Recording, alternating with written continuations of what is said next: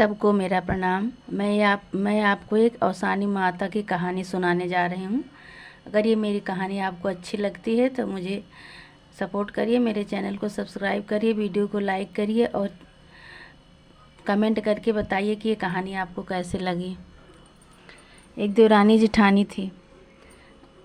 उनके घर में और कोई नहीं था। देवरानी जेठानी थी, सबके उसके दोनों जो के पति परदेश में कमाने चले गए थे, तो ये दोनों जनी घर में अपना काम करती थी, अपना प्यार से रहती थी।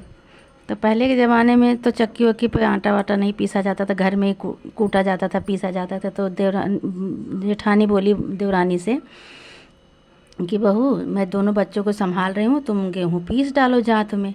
कह रही कोई बात नहीं दीदी, मैं पीस लूँगी। अब भाई पीसने बैठी, लेकिन बार बार उसी बच्चे में उसका जी अटका रहे। घर में काम वाम तो जानती हैं कितना होता है गाँव में। तो वो बाहर, जेठानी बाहर चली गई कुछ काम करने। अब ये बच्चा रो रहा है तो बार बार क्या करे कि बार बार उठ के अपने बच्चे को देखने आए। बार बार देखने आए तो जेठानी बोल रही है गेहूँ नहीं पीसती है, बार बार उठ उठ के आके बच्चे को देखती है। पता नहीं क्या हो रहा है इसको कि पीस पास के ख़त्म करे, खाना पीना बने। अब वो क्या करे, बार बार उठ के अपने बच्चे को देखे आके। तो जेठानी बोली कि चलो तुम गेहूँ पीस लो, बार बार मत उठो, मैं इसको संभाल लूँगी, मैं दूध दूध पिला के इसको चल रही हूँ सुला देने। अब क्या करी, उसके मन में तो पाप था जेठानी के। तो क्या करी, दूध दूध पिलाई, दूध पिला के और तकिया से वहीं लेटा के तकिया से उसका गला दबा दी। वो ख़त्म हो गया। अब देवरानी जो है गेहूँ पीस रही है, कह रही है अच्छा हुआ जो है मेरी जेठानी उसको संभाल ली, दूध दूध पिला के सुला दी, नहीं बार बार परेशान करता, मुझे बार बार उठना पड़ता। अब मैं एक ही बार में देखो गेहूँ पीस ली। तो गेहूँ पीस के उठी तो जेठानी से बोली कि जी मैं गेहूँ पीस ली। बोली चलो ठीक है, गेहूँ पीस ली, जाओ नहा धो लो। कह रही नहीं, मैं भैया को थोड़ा सा देख लूँ, दूध दूध पिला दूँ। कह रही नहीं, मैं दूध दूध पिला के सुला दी हूँ, जाओ तुम नहा धो लो, तो फिर चलो खाना पीना बनाओ। कह रही नहीं जी मैं थोड़ा सा देख लूँ कैसे है भैया मेरा, फिर उसके बाद मैं खाना पीना बनाऊँगी, नहाऊँगी धोऊँगी। अब जाके उसको देख रही है तो मरा पड़ा। तो कह रही जी ये कैसे हुआ। कहीं मुझे क्या पता, मैं तो दूध पिला के सुला दी थी, पता नहीं कैसे हो गया ये। अब वो कुछ नहीं उसको सूझा, न कुछ बोली न चाली, कुछ नहीं करी। ले जा करके उठाई, गोद में उठाई, उठा के ले जाके गंगा जी के किनारे बैठ गई। अब ये रो रही अपने कर्म तकदीर को, किसी को कुछ नहीं बोल रही है, कर्म तकदीर को बोल रही। कह रही मेरा तकदीर में नहीं था, वो भी परदेश में है, ये भी चला गया, मुझे छोड़ के मैं किसके सहारे जाऊँगी। मैं अब घर नहीं जाऊँगी लौट के, मैं यहीं बैठी रहूँगी गंगा जी के किनारे। रोती रही। कुछ देर बाद अवसान माई के रूप में एक बुढ़िया वहाँ आई। कहने लगी बेटी क्यों रो रही हो।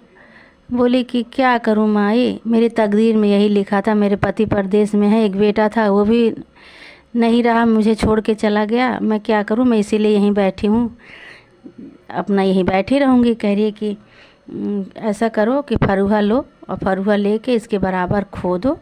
कि कब तक लेके बैठी रहोगी, खोद खाद के अपना इसमें गाड़ गुड़ दो। कह रही अरे माई मैं कैसे करूँ। कह रही नहीं करना पड़ेगा, क्या करोगी, अब तो है नहीं वो जिंदा।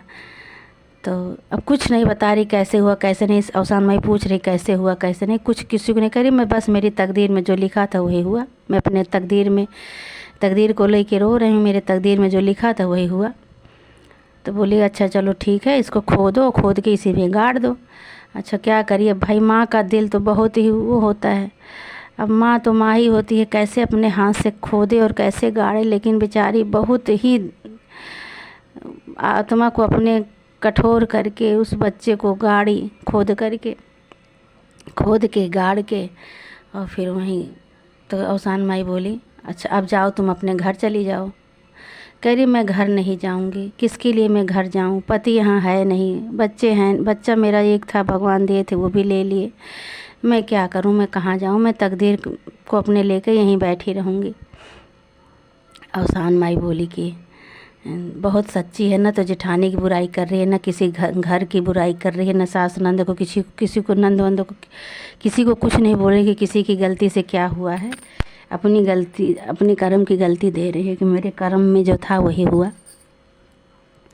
अब क्या करे। तो फिर अवसान माई बहुत बेबस हो गई। कह रही है कि बहुत दुखी है बेचारी। तो अवसान माई कह रही अब इसको फरुहा लो और इसको खोदो। तो कह रही है कैसे खोदूँ मावा, खोदूँगी तो मेरे बच्चे को लग जाएगा, इतना सुंदर सुंदर हाथ है, पैर है, मुंह है, कहीं लग जाएगा मेरे बच्चे को, मैं क्या करूँगी। रोने लगी। रोते रोते अवसान में कह रही रो मत, खोदो। तो कह रही नहीं मेरे से नहीं खोदा जाएगा, मैं नहीं खोदूँगी, कहीं मेरे भैया को लग जाएगा, मैं क्या करूँ। फिर अवसान माई कहती हैं अच्छा चलो कोई बात नहीं, तुम नहीं खोदोगी तो मैं ही खोद देती हूँ।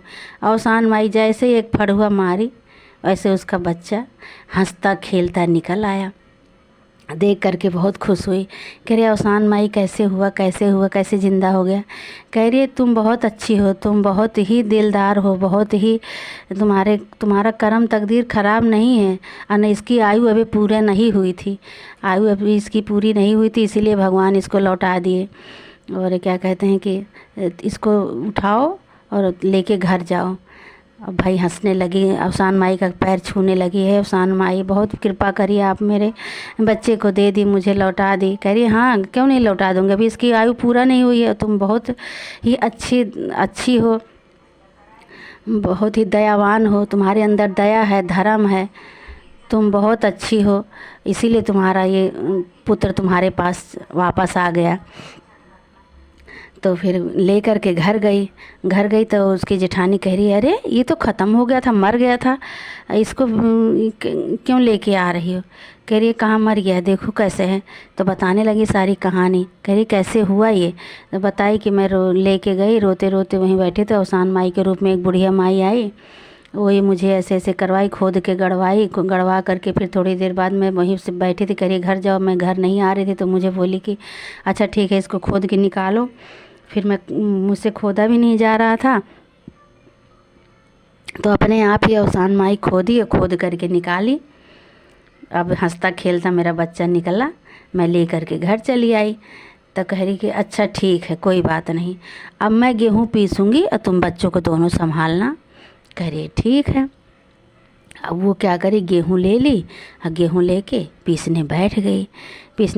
तो कह रही है कि तुम बच्चों को संभालो। अब वो कुछ कर ही नहीं रही भाई, वो दयावान थी, वो माँ थी, माँ को सब उसको पता था, वो अच्छी थी, तो वो कुछ कर ही नहीं रही, वो खाना बना रही है, अपना बच्चों को खिला रही है, कर रही है।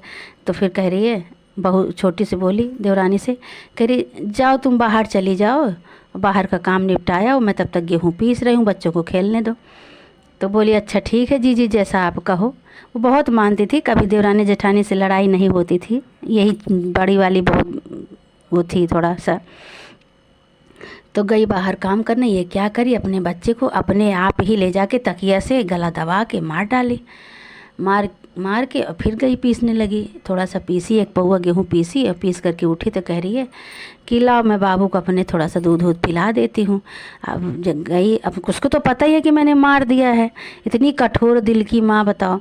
अब तो वो क्या करी, पिलाने लगी दूध। तो कह रही है ये कैसे करी बहू दुल्हन, ये कैसे करी, मेरा बच्चा ख़त्म हो गया, मर गया, ये तो मर गया है। कह रही मैंने कुछ नहीं करा जीजी, मैं तो कुछ नहीं करी।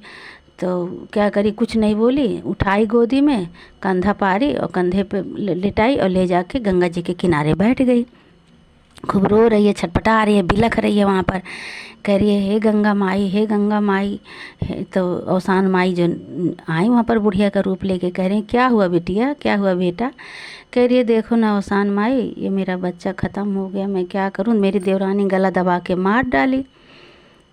तो अवसान माई को तो सब पता ही है, तो सब जानती हैं, जान ही रही हैं। तो बोली कि ये गड्ढा खोदो यहीं, और गड्ढा खोद के इसी में गाड़ दो इसको। कह रही ठीक है। अब भाई गड्ढा खोद के अपने आप तुरंत गाड़ दी, ऊपर से लीप पोत दी। तो अवसान माई बोली ठीक है अब जाओ तुम अपने घर। तो कह रही है नहीं अवसान माई ऐसे कैसे चली जाऊँ, मेरा बच्चा मुझे दे दो। तो कह रही है कि तू पापिन है, चांडालिन है, तू माँ कहलाने लायक नहीं है, तू अपना बच्चा खुद ही मार डाली, देवरानी कभी मारी और तू खुद ही अपना मार डाली है, तू माँ कहलाने लायक नहीं है। उसकी तो आयु ख़त्म नहीं होती, लेकिन तेरे बच्चे की आयु नहीं है, ख़त्म हो गई, तूने अपने बच्चे की आयु अपने आप ही ख़त्म कर दी, मार डाली, अब वो वापस नहीं आएगा। फिर पैर पकड़ के अवसानी माई का गिड़गिड़ाने लगी, रोने लगी। कह रही नहीं अवसान माई मुझसे गलती हो गई, अवसान माई मुझे क्षमा करो, अवसान माई। तो अवसान माई बोली नहीं, अब तुम्हें नहीं मिलेगा, वो उसकी आयु पूरा हो गई, वो अब नहीं मिलेगा। जब फिर तुम सुधरोगी, तुम्हारी आदत सुधरेगी, मन्नत उन्नत मानोगी, तब तुम्हें अवसान माई तो भगवान तुम्हें देंगे, अवसान माई देंगे। ऐसे तुम्हारे पास अब वो नहीं आएगा। वो गया। अब रोती भी लगती किसी तरह वहाँ से वापस आई तो देवरानी से बहुत बोलने लगी। देवरानी समझाने लगी, कह रही दीदी मैंने तो ऐसा नहीं करा था, लेकिन आपने जानबूझ के कर दिया, बताओ ऐसा भी कहीं होता है। तो देवरानी से गलती की क्षमा मांगी। कह रही मुझे नहीं पता था, मैं सोची कि ऐसा करूँगी तो मुझे भी ऐसे कर देंगी, वापस कर देंगी, लेकिन मैं पापिन हूँ, मैं हत्यारिन हूँ, मैं अपने बच्चे को ही मार डाली। तुम सच्ची थी, तुम्हारा बच्चा वापस आ गया, मैं झूठी हूँ, मैं लालची हूँ, मैं पापिन हूँ, तभी मेरे साथ ऐसा हुआ है। तो बोली कोई बात नहीं। तो अवसान माई बोली कि क्या कहते हैं कि अवसान माई उसको छोटी वाली को बोली थी कि दूरिया करवा देना सुहागिन बुला के। तो ये कह रही है कि जीजी चलो कोई बात नहीं, जो हुआ हुआ, अब अवसान माई की पूजा करवा देते हैं। तो 14 सुहागिन बुलाई, 14 सुहागिन बुला के लाई, चना पेड़ा सब भुजवा बनवा के अच्छी तरह से फूल पान सब मंगा के खूब बढ़िया से पूजा करी अवसान माई की। अवसान माई की पूजा करी तो अवसान माई तो देवरानी के ऊपर खुश हो गई। फिर देवरानी अपनी जेठानी के लिए भी वहीं अवसान माई के दुरिया जहाँ पूजा करी थी वहीं मन्नत मांगने लगी, हे अवसान माई हमारी तरफ से गलती क्षमा करना है। अवसान माई मेरी जेठानी कभी गोद भर दो, अवसान माई हम दोनों बराबर हो जाएं, जैसे ली हो माई वैसे ही दे दो माता रानी, हे अवसान माई। फिर अवसान माई उसके ऊपर भी दया करी। 8 महीना बीता, 9वें महीना उसके भी लड़का हो गया। जो वो लड़का दोनों जने को हो गया, एक उनके भी था, एक उनके भी हो गया। दोनों जने अपना आराम से रहने लगी। फिर बुला के जब वो लड़का हो गया तो फिर अवसान माई की पूजा करवाई, सुहागिन बुलाई, फिर धूमधाम से खूब पूजा करवाई। पूजा करवा के बोली, हे अवसान माई जैसे हमारी गलती की क्षमा करी, जैसे मेरे ऊपर दया करी, हे अवसान माई ऐसे सबके ऊपर दया करना। बोलो अवसान माई की जय, बोलो अवसान मैया की जय। अगर आपको ऐसे ही गाने भजन कीर्तन सुनना है तो मेरे चैनल को सब्सक्राइब करें और बेल आइकन को प्रेस करना ना भूलें। धन्यवाद।